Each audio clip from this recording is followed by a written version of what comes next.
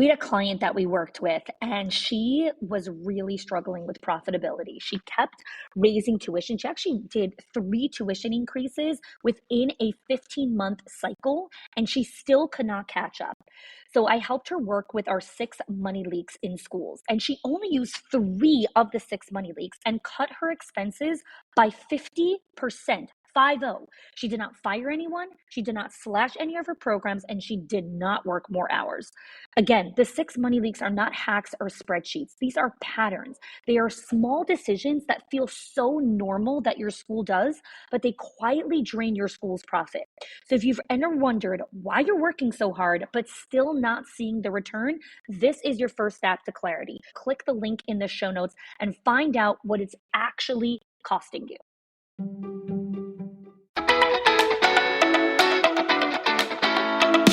Welcome to the Schools of Excellence podcast, where we have conversations about education, leadership, and building a school of excellence.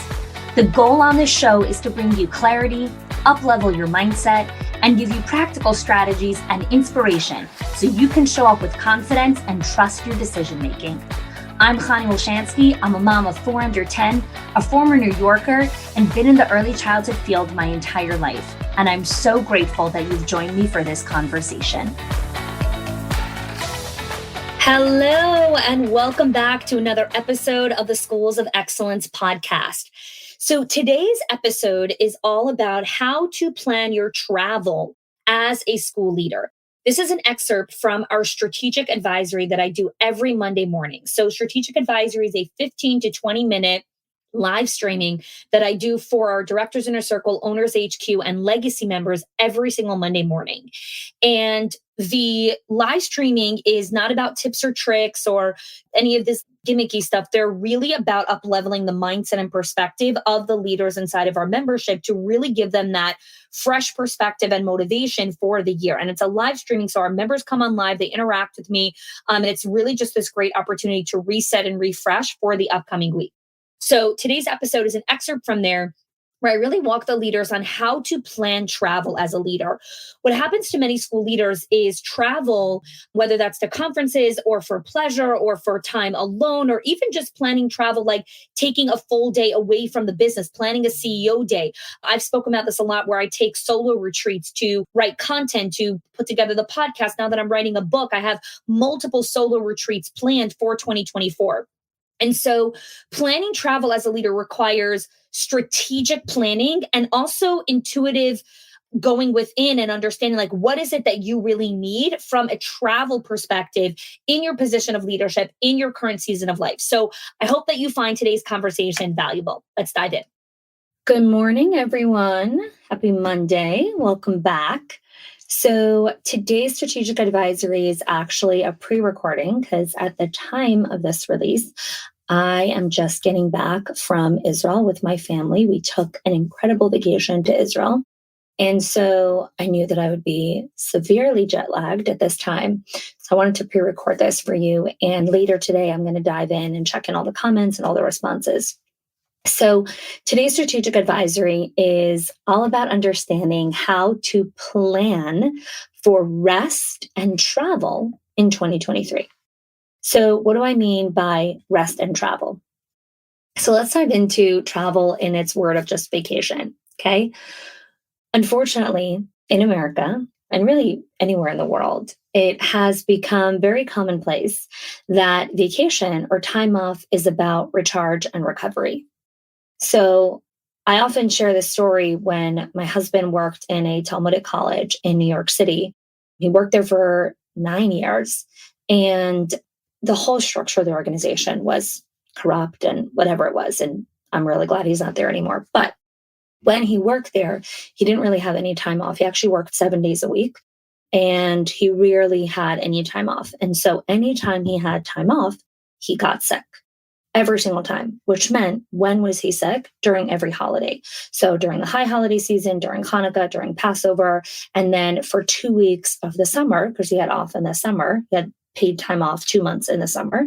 That was his big perk of a crazy job. So the first 2 weeks of every single summer, he was sick. Bronchitis, the flu, always 2 weeks, just knocked out in bed.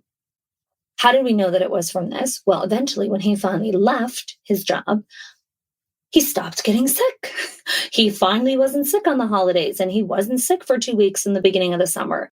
And so, a big part of vacation and time off, unfortunately, especially for people in education who are at the highest risk of emotional exhaustion and burnout, time off is about recovery. It's about this recharging and recovery time. It's not even about connection, celebration, relationship building, experiences. It's literally about, I'm going to sleep for 4 days straight. And so the challenge with that all or nothing mindset is we never get to fully experience some really amazing moments of aliveness and connection with people that we love because our time off is literally about sleep. I just need to sleep. I just need to not do anything. I just need to not think. Just let me know in the comments if you've ever experienced that. And I have definitely experienced that. And I still have sometimes seasons where I do experience that, where when I have this time off, I'm just like all shut down, no responsibility, no nothing, right? So for those that have known me for a while, every 90 days, I take 3 days off from life. So not just 3 days off from the business, I take 3 days off of life. So I don't do life for 3 days. What does that mean? I don't do life for 3 days. Well, for 3 days, I move out of my house. I go to an Airbnb. I don't check anything in the business. I don't check anything at home. Nothing. I have no responsibility for 3 days. Okay. For any of you that are raising young children in a relationship or are running a business, 3 days without anyone asking anything of you. Okay. I want you to imagine one day where nobody asks you a question. Nobody asks you a question. Nobody needs anything from you. And you are not responsible for shit. Like you have to do nothing. All you need to do is keep yourself alive. That's it. That's your only job. Drink water, eat, sleep, do whatever you want. You don't have to do anything for anyone else for 3 days. Why do I do this? Okay. Why is this part of my cycle? Well, it's part of the rhythm because when I actually do take time off for the holiday or with my family, I don't want to be so wrung out like a towel that I need the first 3 days just to recover. And then I can actually like say hello to you or like talk to people. I actually want to go down the water slide with my son, right? Right now, I'm like, no thanks. Like, I don't want to do anything. I just want to sit here, right? Why am I saying this? Because when you're looking at your year and you're looking at big goals and objectives that you're setting for the school, you have to understand the energetic management of you. You are the company's greatest asset. You, as the school leader, are the company's greatest asset. If you don't take care of yourself energetically, right, you burn yourself out, you burn the business down with you. So taking vacation and taking time off is not a luxury when you are a school leader, is a necessity for the driving force of your organization. When you burn out, your business burns down with you. Okay, remember that. So you have to work super hard to ensure that you're not getting burnt out. And each of you are going to have different practices. You don't have to do what I do. In fact, you shouldn't do what I do. You should do what you need to do, right? So when you're looking at the calendar year, right, and we spoke about this a couple of weeks ago at the priorities reset, looking at your intervals and saying, okay, when do I get to a place where it's like, whoo, I need a reset. I need to get away from everyone. I need to get away from all responsibility. For me, it runs in 90-day cycles. Every 90 days, I feel it. I feel it inside of me. If I'm not going to take a pause, what happens is my body says, oh, you didn't plan this vacation? I'm going to plan it for you. Here's what we're going to do. We're going to give you the flu. We're going to give you bronchitis. We're going to give you a massive headache that you can't move. We're going to make your body in so much pain that you're going to stay in your bed for 3 days, right? That is what happens. You get sick. You get physically sick because your body is saying, rest, rest, rest. And you're like, no, I don't need to rest. I don't need to rest. And finally, it's like, well, she doesn't hear us. So we're going to make her sick so she can actually lay down and not move because our body is tired. You need rest and recovery and recharge as part of your rhythm. So rest and recovery and recharge right now for many of you happens when you're sick or when you are at the brink of falling off that cliff. That is when you're like, okay, I can't come in today. No, I want you to do it differently. I want you to reclaim who you are as a leader and do it differently in 2023. I want you to put that on the calendar before you get burnt out. I want you to take the rest before you need it. When I'm going away and I'm feeling alive, I'm like, whoa, and I'm getting to go away now, right? I'm not going away from a place of burnout. I'm going away from a place of abundance. Like I'm going to refuel myself. It is a completely different going away. It's not a going away of I'm escaping my reality. It's going away from a place of my reality and my life is going on pause so that I fuel and take care of myself. And then I come back to the beautiful world that I love, right? As opposed to, oh my God, everyone shut up. Everyone stop talking. I don't like any people. I'm going to go run away now. Right? We had this on a previous coaching call a couple months ago where I asked, I think it was on the owners call, and I asked the owners, what is your red flag that you are burnt out? And so many of you said, when you don't like people, right? When you don't like people, go on vacation before you don't like everyone, right? Go on vacation when you still like everyone. So that's the first thing, right? Is recognizing like, where are you putting this inside of your calendar when you're going away from a place of abundance versus a place of burnout? You respond to things differently. So I want to give you a little scenario. Like when we go on vacation or we go somewhere from a place of burnout, we're going from a place of entitlement. I deserve this. I need this. I've waited so long for this, right? We go on vacation with entitlement. I finally go on vacation. I need this. I deserve this. This is mine. And then you have lots of unrealistic expectations that creep inside of you because all the littlest things bother you because you tell your mind like, okay, I've got 5 days to relax. I've got 6 days to relax. So this vacation had better deliver.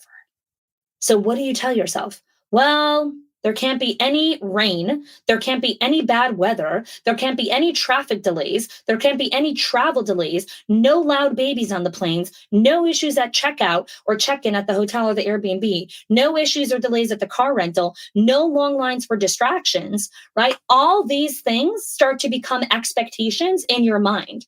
And when there is a delay or something, you're like, oh, I don't have time for this. Well, this is our one vacation. Like, why does the pilot have to do this? Or this is our one vacation. Like, why is it raining? Or this is our one vacation. Like, why is there an issue at checkout? Or you start griping at the partner, whoever you're going with, right? Something goes wrong. It's like, you didn't plan properly, or you didn't do this right. And now we start going into blaming and shaming and judgment, right? Where is it all coming from?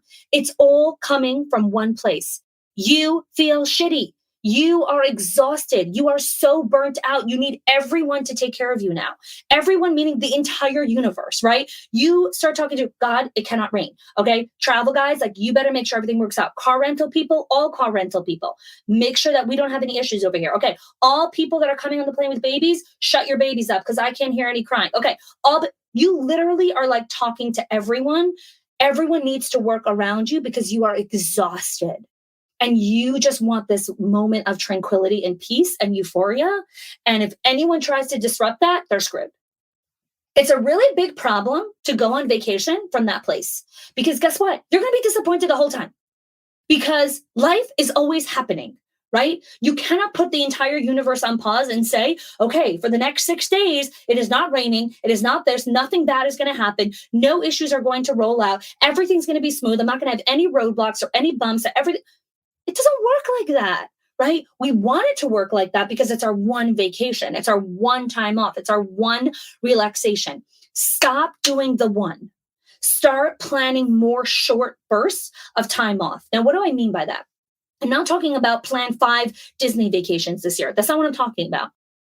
We need to understand the difference between a Disney vacation, a Europe vacation, a vacation out of the country, a vacation like huge 10-day vacations or whatever it is, right? A cruise vacation versus a time off rest and restoration vacation, right? Where I'm taking 2 days in a hotel by myself and doing nothing. I'm not taking my laptop. I'm not doing any responsibility. If you can't do 1 day, I'm doing 1 day where I don't answer any questions. Nothing. Nobody needs anything from me for 24 hours. Nobody. Your husband is not allowed to ask anything from you for 24 hours, right? Not your kids, not your husband, not your partner. No one can make requests of you for 24 hours. Could you imagine what you would feel like at the end of the 24 hours? You did no output for anyone, right? The only output was about taking care of yourself, right? It's a massive moment of self-preservation of like, okay, whoa, I'm checking in with myself, right? Here's the thing also, like so many people, when I tell them this, they're like, oh, that would be amazing to do 2 days by myself. I'm like, really?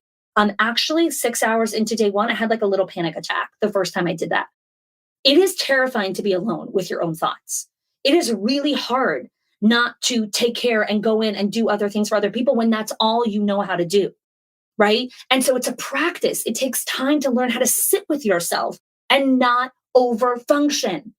But what's so beautiful is these moments transfer into other areas of your life and you stop over functioning and you stop over pleasing, right? People pleasing, you do less of it because now you're actually in touch with like, oh yeah, when I went to do that, I actually just really needed like a 20-minute break. Or when I went to do that, it was 3 o'clock and I hadn't put a single morsel of food in my mouth, right? We start to learn about who we are. Okay. So I want to pause for a second here, jump into the comments, let me know biggest insights so far. What are you taking? What are you holding? What are some of your biggest insights? I have a little more I want to share with you here. This is a really big topic. I know a couple of you have private messaged me in the past and asked me to do some more training on like how I structure my time off when I like go away for these 2-3 day retreats by myself. If you're interested in that, just write retreat inside of the comments and I might do some unique content for you guys on how to structure this because this is actually like super available to all of you. It doesn't matter what job you have or what, like taking this time is really, really important. And I'm telling you, even if you have young kids at home, even if whatever it is, if there's a will, there's a way. Like you can find the 24 hours to run away and just be with yourself. There's so many ways to put this together. Like I have a friend, she can't afford financially to book a hotel room. And so I was like, well, your parents live in this gorgeous place. They live alone. They've married off all their kids. They have a back house. What if you message them and say, hey, can I use your back house for the night? I want to talk to you guys. I love you guys, but I'm really here to be by myself for the day. And she was like, I never thought of that, right? She went to her parents' back house. They had no problem with it. She was by herself for 24 hours, right? And took care of herself. So the reason I'm sharing that story is because we always have a story to tell ourselves of like, I can't afford it. I don't have time for that. I can't do this. I can't do this. I can't. No. First, you ask yourself this, how do I make this happen in my life? How do I make more rhythms for rest and restoration in my life? And then we find the ways, right? We find the ways to do it. We do. It comes up for us. We find the ways to do it. So let's talk a little bit about rest. My favorite topic. There's so many different kinds of rest. I'm going to talk about like the top 3 kinds of rest that we typically need: physical rest, mental rest, and some sort of spiritual rest. So whether or not you have a spiritual practice or you're connected to any faith, that doesn't matter. It's a spiritual rest is really like this disconnection from the world and just tapping into a different side of yourself, right? So for some of you, it's spirituality, it's God, it's connection with your community or your faith. For other people, it's connecting to the divine. It's connecting to a spiritual practice. And we need that kind of rest. So I often talk about, for those who have known me for a while, how sacred and important Shabbat is for me every Saturday, right? And for me, one of the biggest things of Shabbat, it's 26 hours where I am disconnected from the entire outside world. And what I mean by disconnected is like, I actually have no idea what is happening in the world around me. I have no phone, I have no computer, and I don't talk to anyone that is not in my immediate family, right? Because I'm not going anywhere. I'm not going to the beach or going to the grocery store I'm not going anywhere. I'm not doing any errands. I am doing nothing. I am sitting at home with my family, right? Or I'm going to the synagogue, but I'm walking there, right? So I don't see any of the signs or any of like, I'm not walking down any big main streets. Like I'm going through the side curves. It's really understanding like, what does it mean to have a complete disconnection from the outside world? When you do that, right? When I do that every single week, it creates just a totally different energetic vibration inside of me for the rest of the week. So every single one of you have some sort of practices that you have right now where you try to disconnect, right? And many of you are disconnecting for like an hour or 2 hours or something like that. Rest is not just about sleeping at night, which I know many of you have said you want to sleep more hours. Rest is also about the mental rest, right? Not having responsibilities, not needing to make decisions, not needing to hold capacity for everything. That is rest. right? That is actual rest. There's the physical rest, right? Like sleeping, napping, whatever it is, and then the spiritual rest. So where do you need more rest in your life? Let me know in the comments. Where can you invite more rest? And how can you build it into your calendar? How could this become a practice? So strategic advisories are usually not about action steps. They're really about a disruption of thinking. But I want to kind of break that for a moment here and would love to invite you to look back at your annual plans, look back at your calendars and ask yourself, where am I putting some pauses, some breaks, right? A day, 2 days. And where is there a cycle for rest? Do you take a daily break for lunch? Eating lunch is not rest unless you don't have your phone with you and you're not talking to anyone else. Understand what rest means. If you're working while you're eating lunch, that's not resting, right? Sit and go into nature and connect in nature with your lunch. Now you're resting, right? So define rest for yourself and understand what that means for you. All right, so that's it for today. I would love to challenge you guys to do this. You can let me know in the comments, or we can create a separate post on some kind of quick tweaks that you can make to your calendar around rest, restoration, time off, and building in these cycles. All right, I want to wish you all an amazing, amazing Monday and cannot wait to see what you all have to say.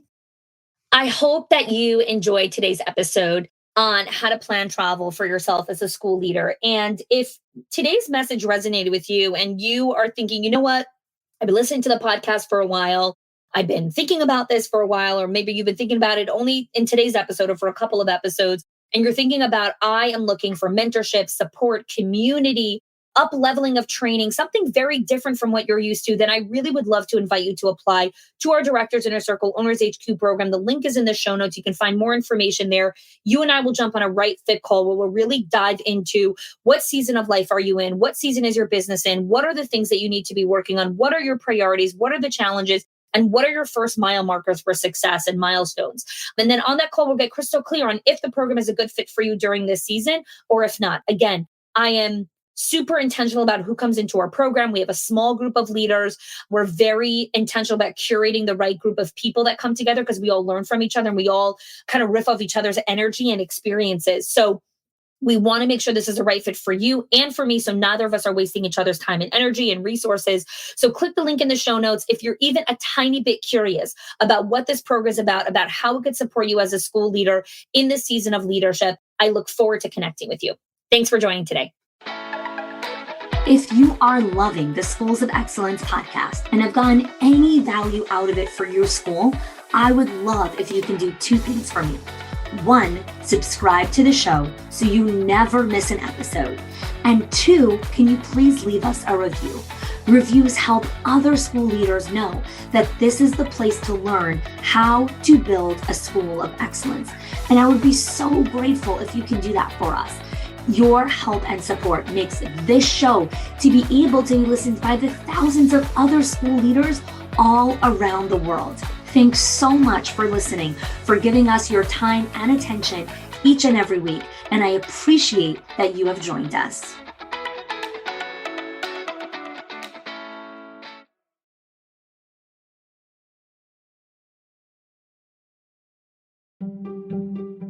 If your accountant has ever told you to cut back on professional development or slash your teacher appreciation budget or your staff development budget just so you could stay afloat, or has told you, hey, you probably can't go invest in that program, please listen.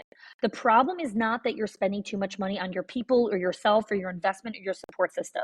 It's that your school has invisible money leaks that are draining your profit, leaks that no spreadsheet will ever catch or accountant. So I created the 6 money leaks of schools that show you the 6 core areas that schools lose money every single month without realizing it. If you close even one of them, your profits will start to soar without sacrificing your team. Go get it now and stop blaming the things that are actually building your school.